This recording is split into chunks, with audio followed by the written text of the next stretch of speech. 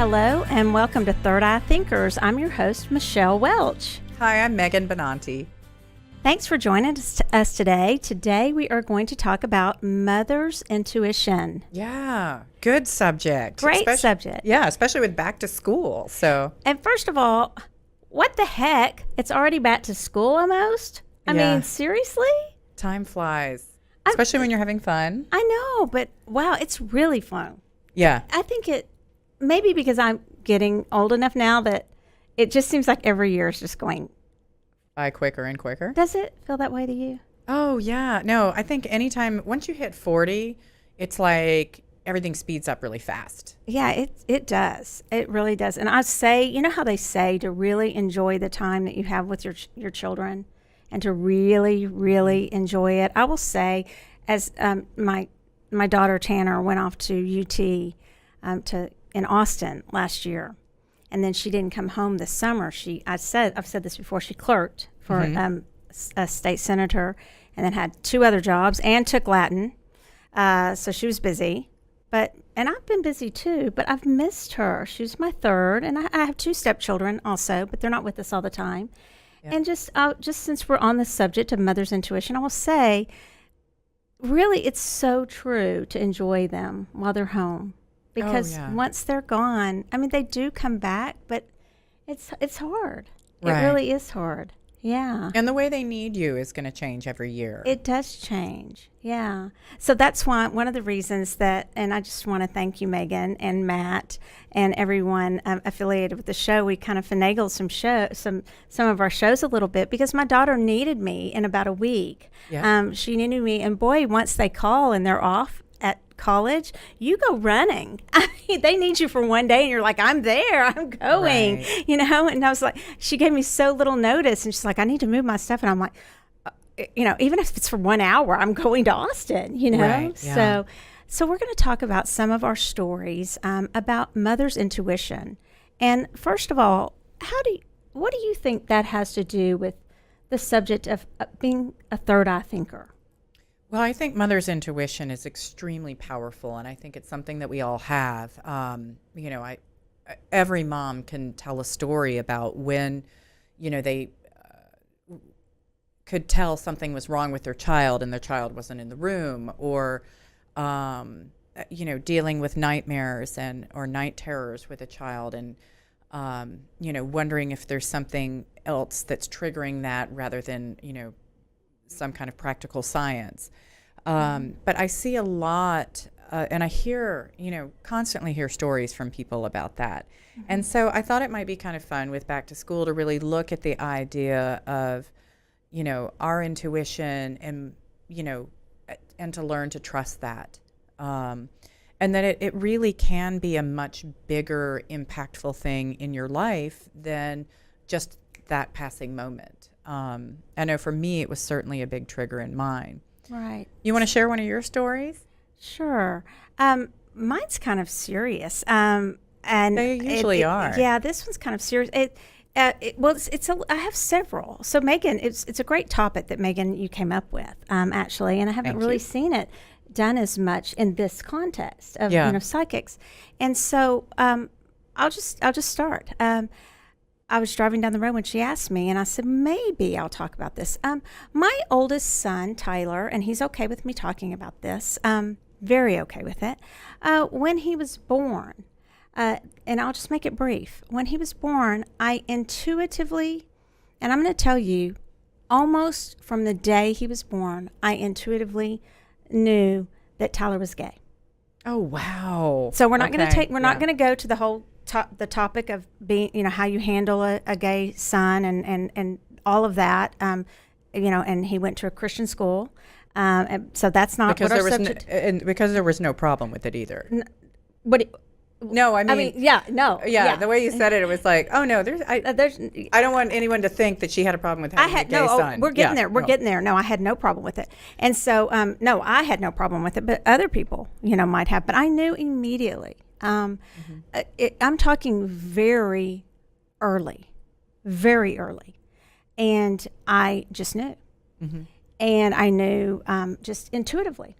it wasn't because of how he acted. It wasn't because what he did. And it went very much against everything at the time that I was taught in the belief system that I was in. And I'm not here to debate that belief system with anyone else. Everyone's entitled to believe, religiously what they believe. That's not, and I was hesitant to bring this, to go there with this intuitive subject. Okay. But this was a huge intuitive moment for me. Huge. Because I knew. And I couldn't really say that to someone else because I couldn't really say, I just know. And it was mother's intuition. It wasn't the psychic so much side of me, even though I do believe that's all on a continuum. I do. I believe there's a continuum of, I just have a hunch, or, I have a sneaky suspicion of something, or, I have a mother's intuition. But I knew, and of course I ended up being right about it. And absolutely I was 100% okay with it. And actually fostered very many of the things that turned out to be, I would say, somewhat stereotypical. He was a singer. He was in plays. He was in the opera in Dallas from the age of 7. He was with Denise Graves, a famous operatic singer. He performed with her at the age of 7 in the Dallas Opera. And so not that that's a sign of, being gay. No, but like you said, there's kind of stereotypical. Yeah, but he did follow many of the stereotypical things. And so that was one of my just very much mother's gut intuitions. And I'm sure you probably didn't expect me to go there with that one. A lot of times it's saving a child or something like that. I have some of those sorts of things too. But, when they were in danger or something like that. Right. But this one was just knowing, just a mother's knowing. And I do believe fathers can have it too. Oh, yeah, absolutely. So we're just calling it what the phrase is. But I did know. Okay. Yeah. Well, my story also was a challenging one. So, but it's part of what defined me as a person and defined me and catapulted me into this world as a psychic. So with my first child, I was 9 months pregnant and walking down the stairs, and I just turned to my husband and I said, "This baby better not come out dead." And he was just like, "Oh my God, why would you say that?" And I was like, I don't know. I don't know. And I went to the doctor that day, and we did the heart monitor and the sonogram, and everything was fine. And 5 days later, I went into labor, and there was nothing. There was no heartbeat. And, it was a very difficult, traumatic delivery. It was the middle of the night. My doctor drove in from an hour away to deliver the baby for me. And we always waited to find out what we were having. It was a girl. Her name's Anna. It was tough because I knew, and I kept thinking, I should have done something. I kind of blamed myself for it. But part of one of the things that I came to accept was that this was part of Anna's path too. To choose a parent that would be strong enough to deal with a situation like this. And, it's quite a healing process to go through. It's not an overnight thing. But I had a lot of good friends. I had a great husband, and he was right there with me. And that's how I got into gardening. We dug a garden for her after that. And I began to rapidly go in that direction. And then my friends took me out for a card reading at a bar.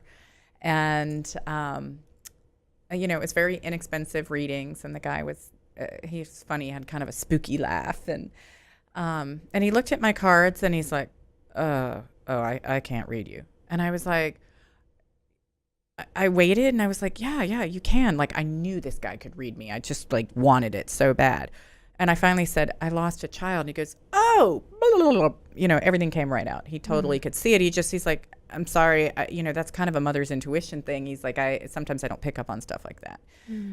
Or maybe he was just uncomfortable saying it and didn't want to admit it. But He also said, "Oh, if you want to be a good, if you want to be a reader, you'd be good at it." And I immediately, literally the next day, went to the store and dove right in with everything that he told me to get and study. But so that was, where my mother's intuition came from. And granted, it was a really tough, difficult time, but it was life changing. And that's something that I want moms to think about, that there are moments with your children that can really define who you are as a person. And I want you to trust your instinct with that. Mm-hmm. Yeah. Thank you for sharing that.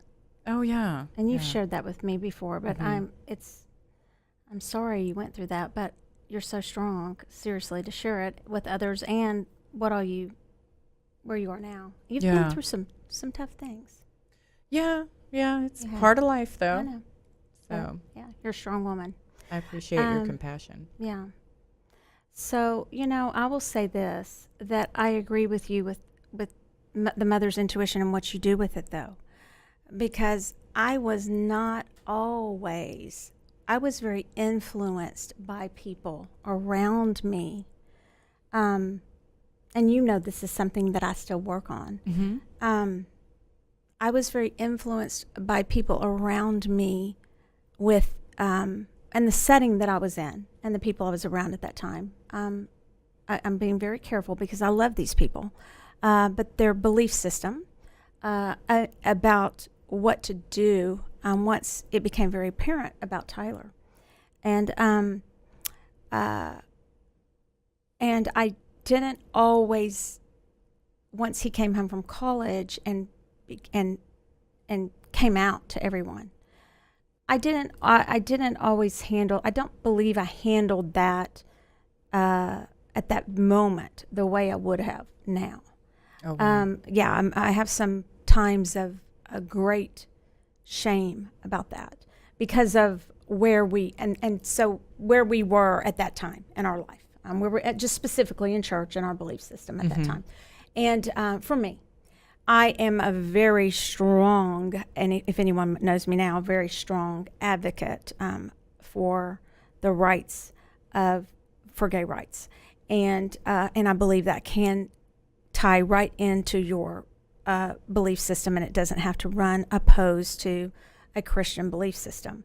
And so I think that if I had followed my mother's intuition more to protect my son through that time, and trusted that mother's intuition of what was best for him, that he would have been a lot better off. Oh. Yeah. A little emotional, but. So I think it's very, very important to follow your mother's intuition. When you know something, and your intuition on anything, when you know something, and you just know it, and you may not know why you know it, but you know it's right, even though you have everyone around you saying something else, you should follow it. Absolutely. And right? I can see the regret and remorse that you feel now. Yeah. And, as moms, we do have our responsibility to our children first.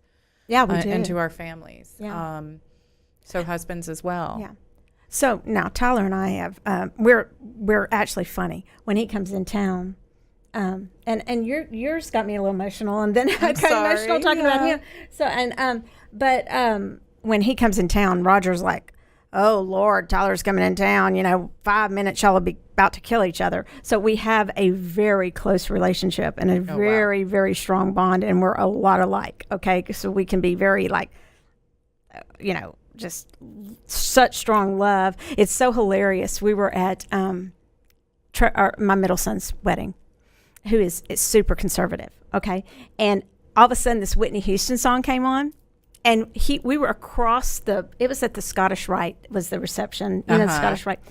We were across the whole thing from each other. And Whitney Houston, "I Will Always Love You" comes on. And literally, we ran to each other. And we start singing it and dancing. I mean, it could not be more. It was hilarious because that's like when he was 3, he came out of Barnes & Noble down at Forest and Preston. There Yep. used to be that Barnes & Noble there.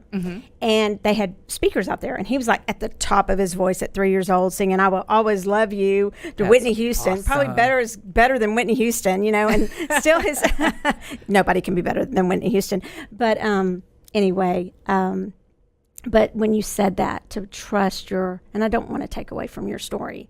Oh, no, but not at all. To trust your intuition and to know what is the best thing for your children. You really, parents, well, let's just say parents. Parents do know. And sometimes, you know, when parents let other, let's say, soccer moms interfere with their decisions regarding their children, and you let yourself, you know, if you're kind of if you're in an insecure place in life, just be very careful of that. Those people aren't going to be in your life forever. Okay, those are you're friends with those people at that time, typically because they're friends of your children. You know, they're your children's friends. Correct. Do you get where yeah. I'm saying? Yeah, you're they surrounded by those people for a season in time. So really make your decisions based on, you know, what's best for your children. Yeah. And, you know, and trust your own instincts when they're telling you the truth or when they're lying. You know, that's something we're generally pretty good at knowing. I mean, my eldest, I always pulled that card. It's like, you know, you can't lie to me. I'm psychic. So. Where is Anna? It's Anna. Anna. So, and Anna, the producer here, it's Anna too, right? Yes, yeah. It is Anna. Okay, so where is Anna's garden? Is it at the home you're at now? No, it was in our last home. But we Okay. did, when we moved to this home, we planted the same type of tree. Oh. So, Is it the tree right outside of your reading? oh no. room? Which one is it? It's farther, it's out there. I'll You'll have to show me it next to time. you. Yeah. Yeah. Yeah, no, we had that in honor of her, and it was life changing. I'm sorry, I lost my words, but No, yeah, just to get into gardening, to connect with the earth, to heal myself in that way was super powerful. Yeah. So, well, let's do a reading for some of our mothers. Did we do our plants? Oh no, we got to do it. We'll You want it to do your quickly. crystal? Yeah, I just brought sodalite, actually. I brought this candle to show you. It says, we have these candles at the store. They smell really good. They're called, I don't know what they're called, but they're candles. That was great sales right there. Well, I was kind of getting a little emotional and crying on the filming, so I'm kind of out of it now. So they're candles, you guys, but they have little sayings. This one says truth because it's sodalite, but it comes with a crystal on it. So this is a sodalite, so you could wear it as a necklace or just whatever you wanted to do with it. It has a little hemp. What is that? Hemp string or little string, and so. Sodalite is a softer, gentler version of a lapis lazuli, which is the stone that I spoke of on our very first podcast, that I said represented the third eye. So it's a softer, gentler version. It has some calcium in it that gives you a little bit of that white. The picture I'm showing is very blue. It's almost a little enhanced. I'm not sure. I think we took them all outside. Do you see that? Do you It's see? gorgeous, yeah. Megan, do you see the little flowers and sticks in there? I thought you'd be happy with that picture. I'm But very the impressed. sodalite is, when I say softer, gentler than the lapis lazuli, it's just it's just not as strong of a vibration when you hold it. It's just a little like a mother. It's just more gentle. It can be strong if you need it to be. Okay. So it acts with a not as powerful of a punch. So you would use it for a longer period. It's just like a rose quartz. Nice. You know, you can wear rose quartz forever. It's just very Okay. gentle acting, and will be very effective. But it's just the easiest way to say it is just a softer, gentler version of it. And so I picked it for Mother's Intuition because it has to do with our intuition, but also it's just that gentle version. Oh, that's awesome. And the candles, Paths of the Spirit. So thank is you. the brand. Yeah. It's just a candle. So no, it's a candle, and I do have to smell it here for you. Oh, it's lovely. Yeah. So very refreshing. Yes. So, and for my plant today, I brought false unicorn root. I know. I love the ones you pick. I kind of intuitively went to this because I was like, what am I going to do for a mother's intuition? And so it's also called Helonius and or fairy wand. And this is a really old plant. Like they used it. There was literature on it back in the 1880s. Oh, wow. And so it balances the sex hormones. And it helps treat infertility, menstrual irregularities and pain, PMS, prostate disorders, and it can also help prevent miscarriage. Mm-hmm. And so that's why I chose it. And obviously, since it's unicorn root or false unicorn root, they use the roots ground up in different things. Mm-hmm. And it can be, capsule form.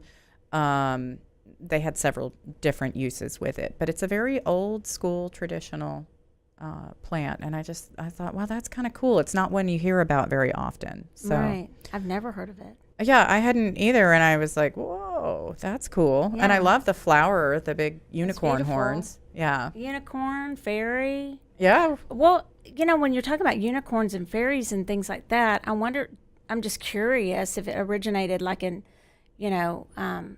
Scotland or New Zealand or UK or something, if they have them there too, because they believe so much in unicorns and fairies and all those kinds of things. And the literature that I had found, it was like old surgical stuff, mm-hmm. in the 1880s. So doctors were, and I'm sure midwives were all using it to help out with women during pregnancy. Well, thanks for sharing your story with us. Oh, yeah. Appreciate it. Yeah. So, do we have time for reading? We do, yeah. You've got about 7 minutes or so. Okay. Oh, good. So, all right. So we've got our charms again. Can I scoot this out of the way? Yes. So we've got 7 minutes. So maybe just do 2 readings? Mm-hmm. Okay. Why don't you shuffle this time, and I'll pull out a couple charms. And this deck is the Raven's Prophecy. And right now, I don't have the card deck up here, and I'm drawing a blank on the author's name. So I apologize. I'll need to post that later. Okay. And these are these charms are from Carrie Paris from the Charming Dead Oracles. And okay, so first off, we have a tie, a dad's tie, and we have a compass, like for drawing a circle, right? Is that what that is? Is that a protractor? No, a protractor is shaped like a half circle, I think. That's why I didn't make I think that is called a compass. Yeah. Okay. That's why I didn't make a very good grade. So, but this is the drawing compass. Subject. So, It's a compass. Yeah. Okay. Not the kind of compass where you're trying to navigate, but if you're trying to draw a circle. Gotcha. Okay, so let's see what we have for these two today. Okay. Oh, I love the way you fan. You do such a beautiful job at that. Thank you. Mm-hmm. All right. Oh, you want me to pick? Uh-huh. Okay.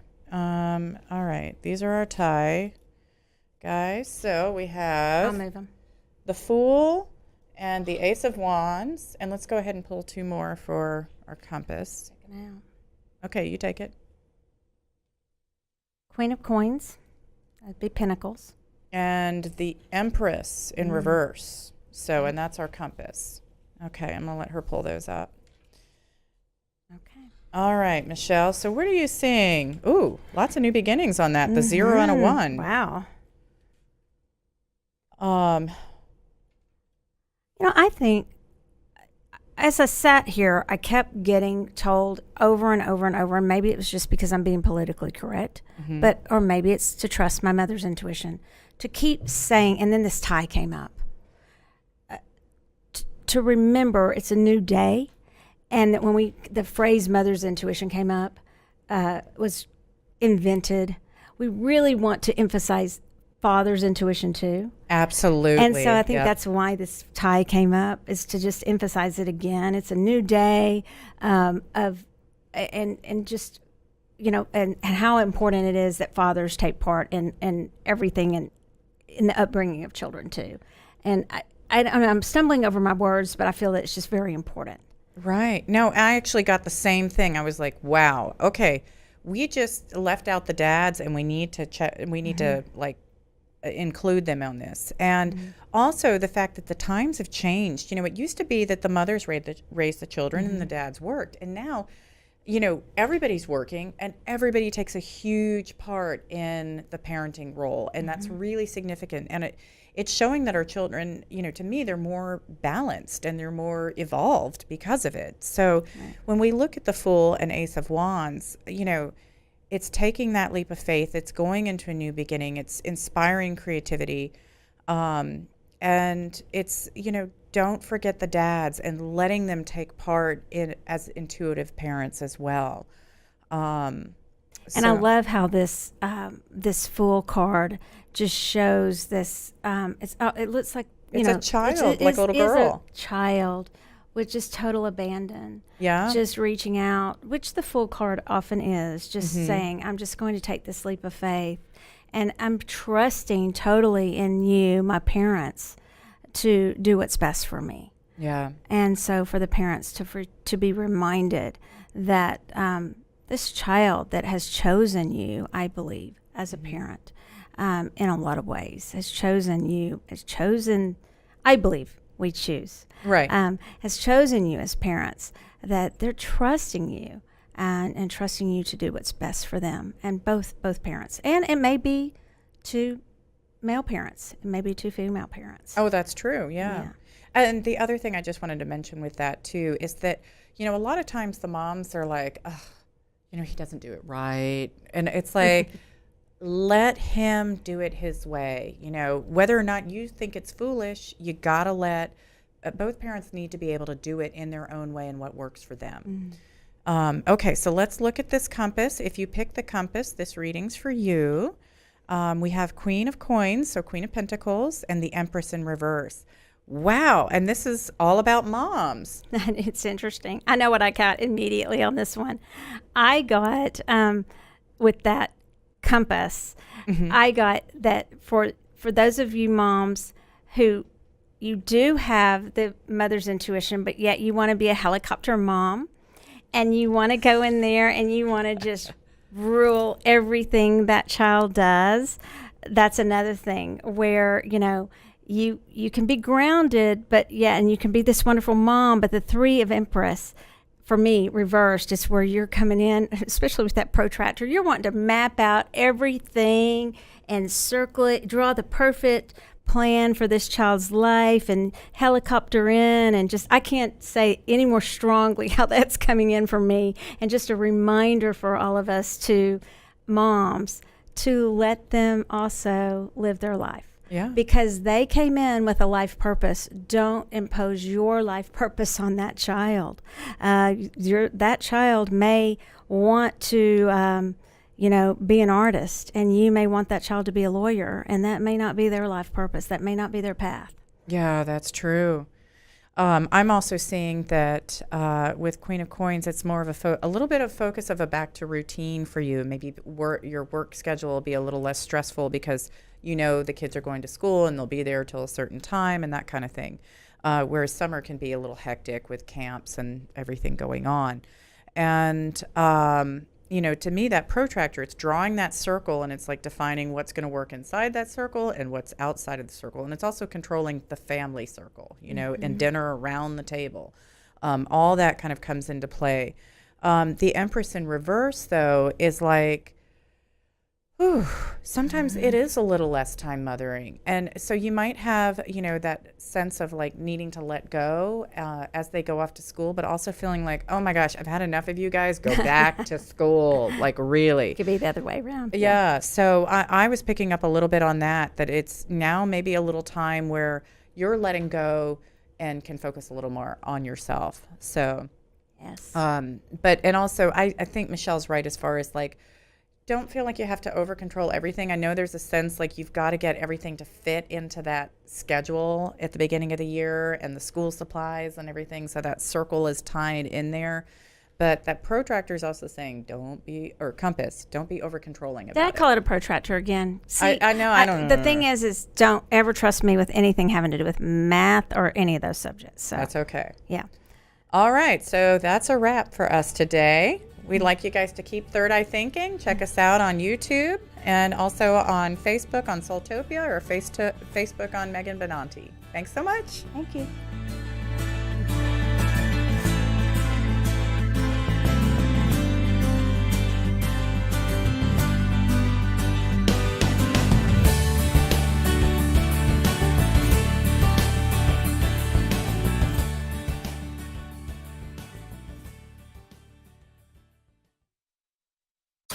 You're listening to RMCN, the digital destination for premium talk radio.